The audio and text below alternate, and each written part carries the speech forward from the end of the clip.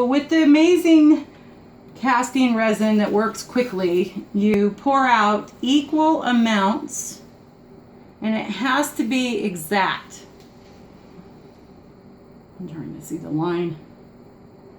Okay, so it has to be exact amounts or it won't work properly. And it's a two-part chemical reaction. Okay, so remember what I said about having to work fast. So you go ahead and you stir. You do not have to coat your molds on these because they come out like a beauty. So what I'm doing is I'm just stirring this until it becomes crystal clear with yellow tint, not the white on top. You'll see in just a second. And it's really important to get this mixed well. Okay, so see how it's turning yellow on the top? And it's also starting to feel warm to my touch. That means it's reacting. Okay, so then I am not a fan of this cup. They don't pour very well.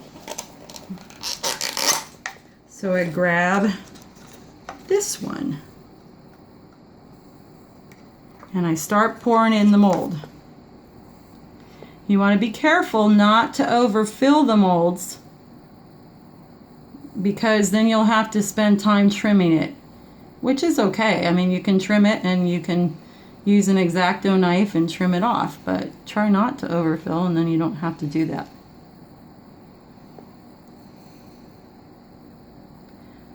Okay, so I'm filling these up. The thing I loved about this is that you can fill a bunch of molds and do a bunch all at one time and then not have to worry about it for a while.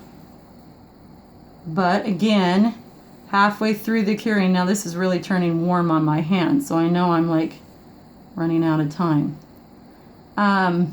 Halfway through the curing process is when you need to bend it to form around whatever it is you are making the casting for. It's getting thick because it's starting to set up. See how fast? Okay, look.